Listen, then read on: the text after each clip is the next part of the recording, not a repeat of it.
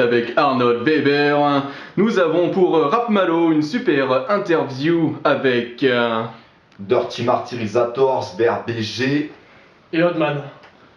Merci d'être là, vous deux. Alors, je vais commencer avec une petite question très simple. Eh bien, racontez-nous d'où vous venez. Alors, moi je viens de Moldavie. Et moi, Ukraine. Très bien. Comment êtes-vous arrivé jusque là aujourd'hui avec vos super sons? Moi, j'adore vraiment ça là. Alors, comment on est arrivé là? Ouais. Déjà, il faut savoir qu'on a commencé en tant qu'indépendant avec le label que tu connais, tu vois. Ouais. Et voilà, après on a percé dans le rap parce qu'on a fait du lourd. Oui, vraiment, ça j'ai... Voilà, dans le ghetto on a fait du lourd, tu vois, et c'est tout. Et là on est présent aujourd'hui. Ouais, on est présent. Bon, on a fait beaucoup de sons ces dernières années. On a été sur le devant de la scène. Ouais, beaucoup là. Vous avez passé des grands artistes là. C'est Perfect Dirty Love aussi. On a fait connaître aussi certains artistes comme Pedro Della Polia qui est pas là aujourd'hui malheureusement. Mais lui il est très connu. On l'a entendu de parfois. son côté, à Toulouse, je crois. Et... à la Timac. Voilà. Et donc maintenant qu'on sait un peu d'où vous venez, comment ça se fait que pendant un certain moment on vous avait pas vu là? On a même cru que Pedro Della Polia il allait prendre le devant là. Qu'est-ce qui s'est passé? Pardon?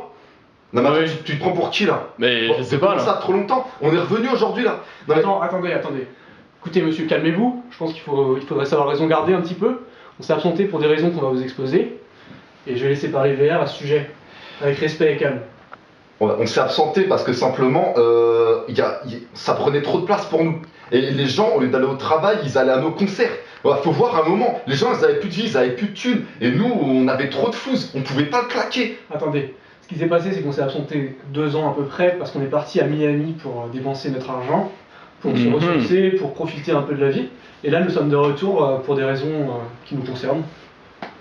Faire du blé ou...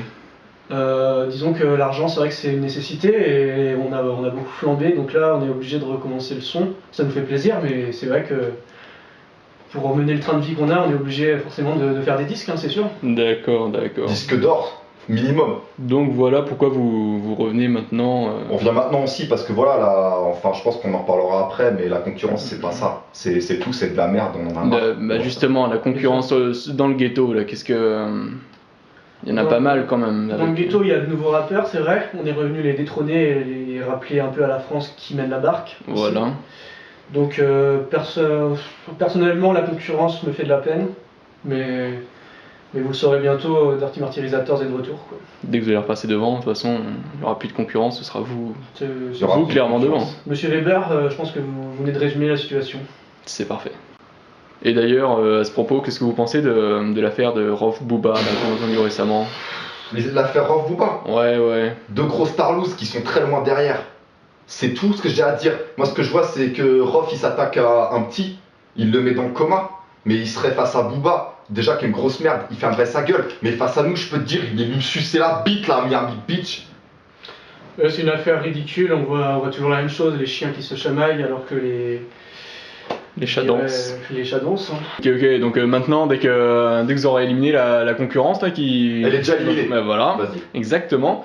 Comment vous allez faire justement là, prochainement avec... vous avez des nouveaux sons qui vont sortir dans les bacs ou... Bien sûr qu'il y a de nouveaux sons qui vont sortir dans les bacs. Et on n'est pas tout seul, parce qu'on dit que la concurrence c'est de la merde, mais il faut savoir que nous on roule avec des gars.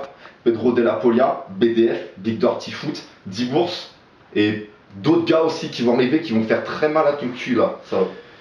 Ouais, on a beaucoup travaillé pendant ces années d'absence et on est prêt avec beaucoup de maturité à imposer notre style au rap français. Notre style, c'est vraiment de l'art contemporain du rap, donc c'est vraiment quelque chose d'inédit, quelque chose qui va bouleverser le monde. Souvent incompris d'ailleurs. Souvent incompris, mais je peux vous dire que vous allez bientôt comprendre de quoi on parle. Très bien. J'ai entendu parler un jour de la meute. C'est quelque chose qui... C'est pas nous ça, c'est Decalcitrazia ça, c'est pas nous. Decalcitrazia, la meute, c'est un groupe de rap français qui est excellent. Mais ça va, ouais. Ils vont bientôt faire un nouveau son, ce sera la meute 3, parce qu'il y a déjà eu 2 meutes qui sont sorties. Une info inédite que vous délivrez là. Pardon? Une info inédite que vous nous délivrez. Ah, oui, bien sûr. C'est inédit, ça va encore faire très mal au rap français. Très bien. Un petit mot pour conclure ce petit moment ensemble là, sur Rap Malo. t'es parti comme Modern Warfare, souviens-toi de parties. Vladimir mon frère, t'es gravé dans mon cœur, portail dans le ghetto, t'étais toujours à l'heure. Et un dernier petit mot pour conclure cette interview Rap Malo. Moi j'aimerais Si vous avez bien une- faire une dédicace à nos cousins en Ukraine, car ils sont en train de subir quelque chose de honteux. Des guerriers bien entraînés sont en train de les mettre à mort, tout ça par la dictature de l'Union Européenne. Par la patte du gain. Par l'appât du gain, par l'appât du dollar, il faut le dire. Parce que c'est Bill Gates qui est derrière tout ça, Bill Gates, toutes ces personnalités qui permettent de manipuler tout ça, François Hollande, Vladimir Poutine. Et c'est une honte parce que nos cousins ukrainiens sont en train de souffrir pour des raisons qui sont complètement extérieures à leurs origines, quoi. Mais nous, on est là, faut savoir juste, Dirty Martyrisator, c'est un groupe qui reverse un petit pourcentage de ses nombreux bénéfices à l'Ukraine en particulier, et aussi un petit peu en Russie pour des raisons qui nous sont strictement personnelles, je crois. Hein, Personnel, oui, tout à fait. voilà. En tout cas, merci de nous avoir reçus. Ouais. Excellent. Eh bien, le dernier message est très bien passé. Merci à vous et à bientôt sur Rap Malo.